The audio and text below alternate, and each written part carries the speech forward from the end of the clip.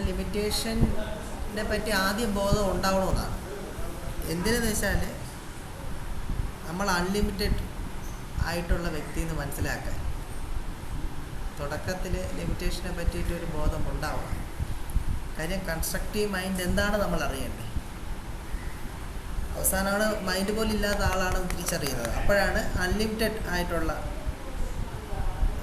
ഇത് നമ്മുടെ ഉള്ളിലുണ്ടെന്നാണ് അറിയുന്നത്. അപ്പോൾ എന്താണ് നമ്മൾ ഇല്ലാത്തതെന്ന് നമ്മൾ ആദ്യം അറിയണം. എന്നുവെച്ചാൽ മൈൻഡ് എന്ന് പറഞ്ഞാൽ നമ്മളിൽ ഇല്ല. യഥാർത്ഥ സെൻസിൽ നോക്കിയാൽ ആ ഇല്ലാത്തത് കൊണ്ട് നമ്മൾ വിശ്വസിക്കുക.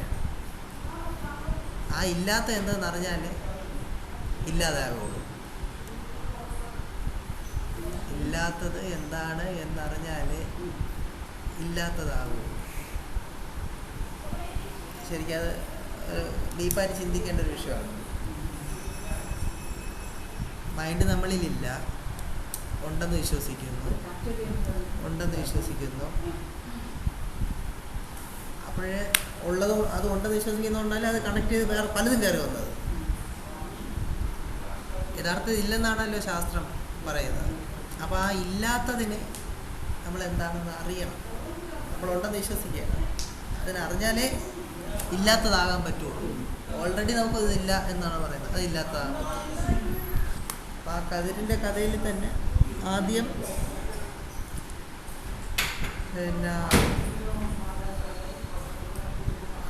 സംഭവിച്ചത് തനിക്ക് സാധിക്കും എന്ന് പറയുന്നൊരു തോട്ട്.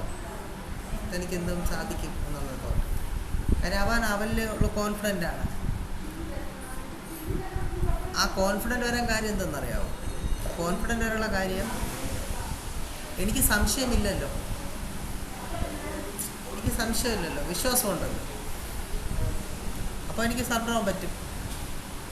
സംശയമില്ല, വിശ്വാസമുണ്ട്, സറണ്ടർ ആവാൻ പറ്റും. എനിക്ക് എന്തും ചെയ്യാൻ പറ്റും എന്നുള്ള തോന്നൽ നിന്നാണ്.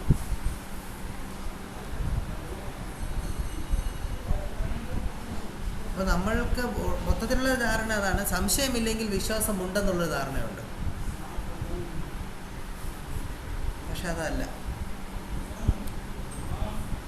സംശയമില്ലെങ്കിൽ വിശ്വാസമുണ്ട് എന്നുള്ള ധാരണ രണ്ടാണ്. പൂർണ്ണ വിശ്വാസം വരുമ്പോഴാണ് സംശയം ഇല്ലാതാവുന്നത്. അതാണ് അതിൻ്റെ ഫാക്ട്. പൂർണ്ണ വിശ്വാസം വരുമ്പോഴാണ് സംശയമില്ലാതെ വരുന്നത്. പക്ഷെ നമ്മൾ ആദ്യത്തെ സ്റ്റേറ്റ്മെൻറ്റിലാണ് ആദ്യം വിശ്വസിക്കുന്നത്. എപ്പോഴും സംശയമില്ല, പൂർണ്ണ വിശ്വാസമുണ്ട്. അപ്പോഴെന്ത് പറ്റും? ഗ്രാജുവലി എന്തെങ്കിലും സംശയം വരുമ്പോൾ വിശ്വാസം ഇളകാൻ തുടങ്ങും. അതാണ് അതിൻ്റെ ഒരു ഈ ഫ്ലക്ച്വേഷനൊക്കെ സംഭവിക്കുന്നത് അവിടെ നിന്നാണ്. സംശയം വരാതിരിക്കുന്നത് എപ്പോഴും എന്തുകൊണ്ടാണ്? മുന്നോട്ടുള്ള പ്രയാണം അവൻ നിർത്തിവെക്കുമ്പോഴോ അല്ലെങ്കിൽ പോകാതിരിക്കുമ്പോഴോ ആണ് സംശയങ്ങൾ വരാതിരിക്കുന്നത്. അങ്ങനെയുണ്ട്. അത് സാധന പ്രാക്ടീസ് ചെയ്യുന്നില്ല, അല്ലെങ്കിൽ സാധന കാര്യങ്ങൾ അവ ഫോളോ ചെയ്യുന്നില്ല. കാര്യം ഇതിനകത്ത് കുറേ കാര്യങ്ങളുണ്ടല്ലോ. സാധനയിൽ മുന്നോട്ട് പോകുന്നുണ്ടെങ്കിൽ ജപം മാത്രം പോരാ, വായന വേണം. നമ്മൾ ഊർജം സംസാരത്തിൽ കൂടിയാണ് നഷ്ടമാകുന്നത്. അപ്പം ജപത്തിൽ മാത്രം സംസാരം കൊടുക്കണം. അപ്പം എന്നാലേ നമ്മൾ ഉള്ളിലിരിക്കുന്ന അതിലോട്ട് പോകുള്ളൂ. അതല്ലെങ്കിൽ നമ്മൾ എന്ത് പറ്റും? ഭൗതിക പ്രശ്നങ്ങളെ മാത്രം ചർച്ച ചെയ്യുന്ന ഒരു വ്യക്തിയായിട്ട് മാറും. നമ്മൾക്ക് ആന്തരിക ജേണി ഉണ്ടാവില്ല. ഇങ്ങനത്തെ കുറേ കുഴപ്പങ്ങളുണ്ടാവും. അങ്ങനെ ഉണ്ടാകുമ്പോഴാണെങ്കിലും അതിനുള്ള സംശയങ്ങൾ വരുന്നത്. അതിലുള്ള സംശയം വരുമ്പോൾ എന്ത് പറ്റും? വിശ്വാസം ഇളകും. അതെൻ്റെ മൈന്യൂട്ട് പോയിന്റ്.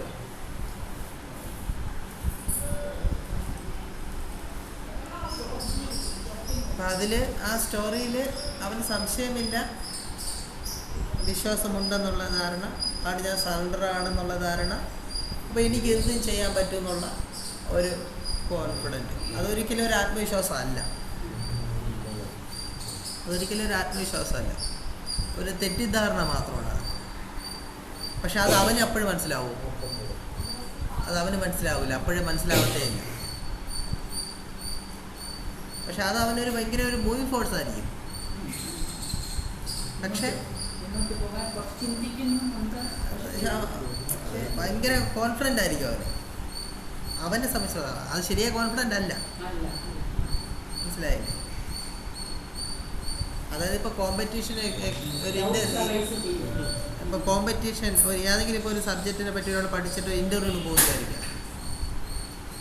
അപ്പം അവൻ തറവാണ് സപ്പോസ്, അപ്പോഴവനൊരു കോൺഫിഡൻ്റ് ആയിരിക്കും. പക്ഷേ ഇൻ്റർവ്യൂ നടക്കുന്ന സ്ഥലത്ത് വെച്ചപ്പോൾ 16,000 ആൾക്കാരുണ്ട്. അപ്പോൾ എന്ത് പറ്റും?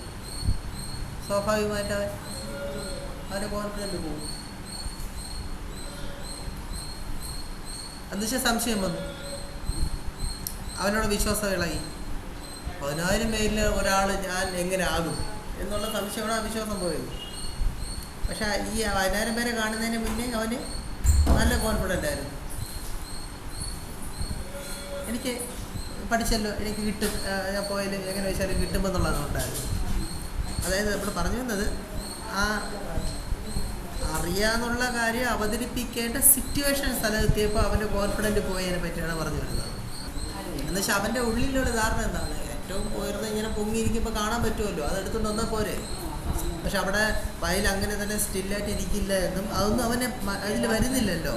ഇങ്ങനെ വേവ് ആയിട്ട് നിൽക്കുമെന്നുള്ളതൊന്നും അവൻ്റെ മനസ്സിൽ വരുന്നില്ല. അങ്ങനത്തെ ഒരു സിറ്റുവേഷൻ വന്നപ്പോഴേ ആശാനം ഒന്നും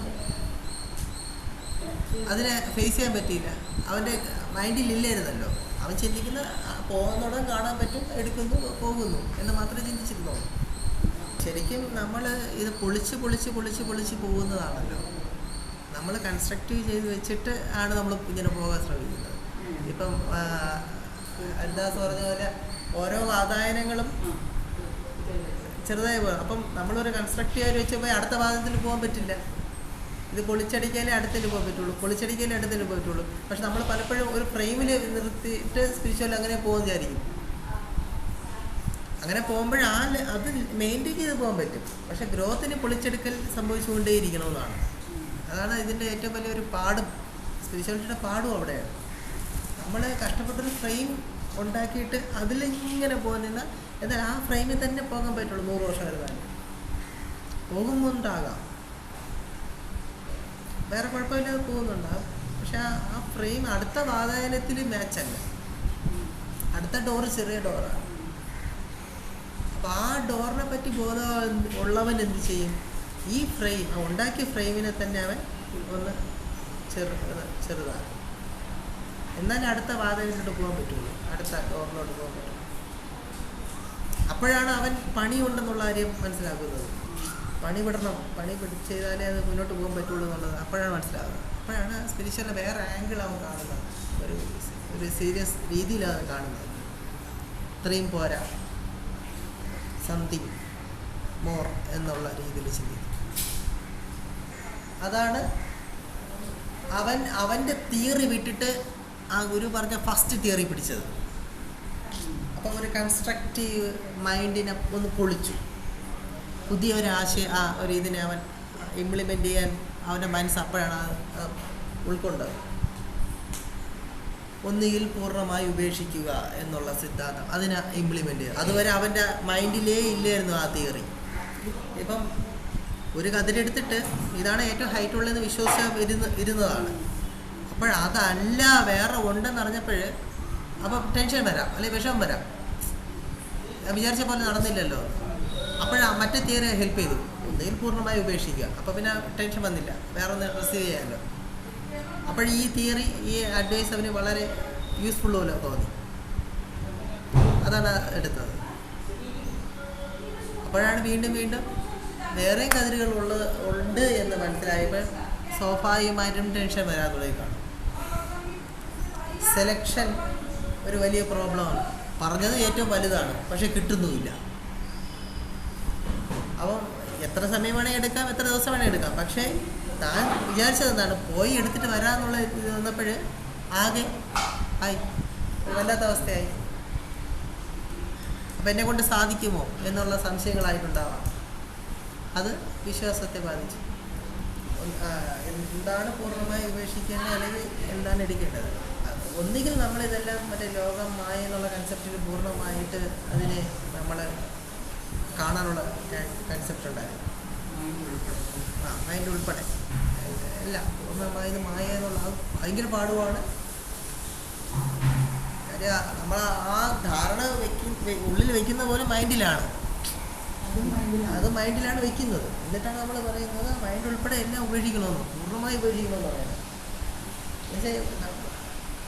എന്ത് പെയിൻ വന്നാലും ആ കൺസെപ്റ്റിലായിരിക്കണം നമ്മൾ അതിനെ ഹാൻഡിൽ ചെയ്യേണ്ടത് അർത്ഥമുണ്ട് എന്നുള്ള അർത്ഥത്തിലാണ്. ഇത് മൈൻഡിൻ്റെ ആ ബോധത്തിൽ അത് ആ മൈൻഡിൻ്റെയൊക്കെ ഒരു പ്ലേ ആണ് എന്ന ബോധം കാണുമ്പോഴേ ആ പെയിനെ ഡൈല്യൂട്ട് ചെയ്തേ നമ്മൾ കാണുള്ളൂ. അപ്പോൾ ഈ തിയറി അവൻ അപ്ലൈ മൈൻഡ് കൊണ്ട് തന്നെ അത് അക്സെപ്റ്റ് ചെയ്തുകൊണ്ട് പോകണം. വിദ്യാമായുള്ള കൺസെപ്റ്റ് എടുത്താലും മതിയാവില്ല എന്നുള്ള കൺസെപ്റ്റ് എടുത്താലും ആ തിയറിയിൽ പോകണം. അതല്ലെങ്കിൽ എല്ലാം ഉൾക്കൊണ്ടുകൊണ്ട് പോകണം, എല്ലാം ഉൾക്കൊണ്ടുകൊണ്ട് പോകണം. അപ്പോൾ അത് ഈ രീതിയിൽ ചിന്തിച്ചാലേ മതി. ചിത്തേ ഉള്ളൂ, ജഡമില്ല. ഇവിടെ നടക്കുന്നതെല്ലാം ചിത്താണ്. എല്ലാം ഉൾക്കൊണ്ടുകൊണ്ട് പോകാം. എല്ലാം ഇപ്പം ഡിവോഷൻ മാർഗത്തിൽ രണ്ടും പാടാണ്. ഉൾക്കൊള്ളാനും പാടാണ്, പൂർണ്ണമായി നിഷേധിച്ച് പോകാനും പാടാണ്. രണ്ടിന് രണ്ട് തിയറിയുമാണ്. ഇപ്പം രാധയൊക്കെ എന്താണ് ഉൾക്കൊണ്ടുകൊണ്ടാണ് പോയത്. എല്ലാത്തിലും ആ ഡയറ്റെ കാണുക എന്നുള്ള അവസ്ഥയിൽ പോയപ്പോൾ അത് ചിത്രത്തിൽ ഫീഡ് ആയിട്ടുണ്ടാവുമല്ലോ. സാത്വിക് തന്നെയാണല്ലോ പോയത്. ഒന്നുകിൽ അങ്ങനെ പോകാം. പക്ഷേ ഇവൻ ഈ രണ്ട് തിയറി എടുക്കേണ്ടി വന്നതിന് ഈ സ്റ്റോറിയിൽ അവൻ്റെതായ ഒരു കൺസെപ്റ്റ് ഇല്ലാതെ പോയതുകൊണ്ടാണ്. ആദ്യം ഒരു തിയറിയിൽ പിടിച്ചു, രണ്ടാമത്തെ തിയറിയിൽ പിടിച്ചു. പക്ഷേ രണ്ട് തിയറി അവൻ ഫോളോ ചെയ്തു. രണ്ട് തിയറി ഫോളോ ചെയ്തപ്പോൾ ചോദ്യത്തിൻ്റെ ഉത്തരം അവിടെ നടന്നതുമില്ല. ഒരു കതിര് കൊണ്ടൊരാണ് പറഞ്ഞത്. ഈ സ്റ്റോറിയിലെ രണ്ട് തിയറിയും അവൻ ഫോളോ ചെയ്യേണ്ടി വന്നു. ഒന്നുകിൽ പൂർണ്ണമായി ഉപേക്ഷിക്കുക എന്ന് പറഞ്ഞാൽ ആ തിയറിയും കുറേ നേരം ഫോളോ ചെയ്തു. പിന്നെ അവസാനം സംഭവിച്ചത് എന്താണ്? ഒന്ന് ഉപേക്ഷിച്ചതല്ല, ഉൾക്കൊള്ളുക എന്ന് പറഞ്ഞ ഒരു തിയറി. പക്ഷെ അവിടെ പറഞ്ഞിരുന്ന ഒരു ചോദ്യം എന്തോന്നാണ്? ഒരു കതിര് കൊണ്ടുവരിക എന്നുള്ളത്. അവനത് ചെയ്യാൻ പറ്റിയില്ല. ഉയർന്ന തലത്തിലുള്ളൊരു ഡിസൈപ്പിൾ ആയിരുന്നെങ്കിൽ ഒരു കതിര് തന്നെ അത് കൊണ്ടുവരുമായിരിക്കാം. മറ്റേ രണ്ടും അവന് ആപ്ലിക്കബിൾ അല്ലാതെ വന്നിരിക്കാം. സെൻ എന്നുള്ള രീതിയിലുള്ള ഒരു കൺസെപ്റ്റിൽ ഈ സ്റ്റോറി ചിന്തിച്ചു കഴിഞ്ഞാൽ അവൻ പാടവും കാണൂല, കതിരും കാണൂല, ഒന്നും കാണൂല.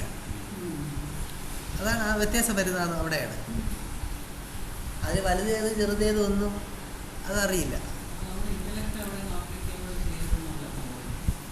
മറ്റേ ഇത് രക്ഷപ്പെടാൻ വേണ്ടി ഇങ്ങനെ തട്ടുവാദം പറയാനും പാടില്ല. അതായത് ഞാൻ പാടവും കണ്ടില്ല, ഒന്നും കണ്ടില്ല, അങ്ങനെ പറയാനും പാടില്ല. സിൻസിയറായിട്ട് നോക്കിയാൽ ഒരു സെൻ കൺസെപ്റ്റുള്ള ഒരാളാണെങ്കിൽ അത് കാണില്ല. അവിടെ പോകുമ്പോഴും ഈ കണ്ടീഷൻ മൈൻഡായിട്ട് പോയിരുന്നാൽ പോലും ചില കുറെ കൂടി ബ്രോഡാവാം. കുറച്ചുകൂടി ബ്രോഡായിട്ട് ആ പാടവും കാണില്ല, ചിലപ്പോൾ പറയില്ല. അപ്പോഴായിരിക്കും അവന് ആ ബോധോദയം ഉണ്ടാകുന്നത്. പ്രാക്ടീസ് ചെയ്യുന്ന ഒരാളാണെന്നുണ്ടെങ്കിൽ കാര്യം എങ്ങനെ ബോധമുണ്ട്? അന്നൊരു സെൻ കഥ പറഞ്ഞില്ലായിരുന്നോ? ഈ ജലമുണ്ടെങ്കിലേ ബിംബമുള്ളൂ. അപ്പോൾ ചിലർക്ക് ആ പാഠം എത്തുമ്പോഴായിരിക്കും ആ ഒരു ബോധം വരുന്നത്. എൻ്റെ കൺസ്ട്രക്റ്റീവ് മൈൻഡാണല്ലോ ഇതെല്ലാം എന്നെ ആയിട്ട്. അപ്പോൾ അത് പൊട്ടി മാറി റിയലൈസ്ഡ് ആവും. അങ്ങനെ ആയിരിക്കും വരിക, പറയാൻ പറ്റില്ല. സ്പിരിച്വൽ നോളജ് എന്ന് പറഞ്ഞു കഴിഞ്ഞാൽ നേരത്തെ പറഞ്ഞതുപോലെ ഡോർ ടു ഡോർ നമ്മൾ ഇങ്ങനെ കടക്കാൻ നേരത്ത് ആ ഫ്രെയിമിനെ റീകൺസ്ട്രക്ഷൻ നടത്തിക്കൊണ്ടേയിരിക്കുന്നതാണ്. റീകൺസ്ട്രക്ഷൻ നടത്താൻ പറ്റുന്ന ഒരാൾക്ക് എപ്പോഴാണ്? അടുത്ത ഡോറിനെ പറ്റിയിട്ടുള്ള ബോധം വരുമ്പോൾ മാത്രം. അല്ലെങ്കിൽ ഫ്രെയിം എങ്ങനെ ബലപ്പെടുത്തിക്കൊണ്ടിരിക്കുക എന്ന് മാത്രമേ ചിന്തിക്കുള്ളൂ. ഇപ്പം നിലവിലുള്ള ഫ്രെയിം. അപ്പോൾ അത് കുറച്ചുകൂടി ലെവലുകൾ മുന്നോട്ട് പോകുമ്പം നമ്മൾ അതങ്ങനെ ചിന്തിക്കേണ്ടി വരും.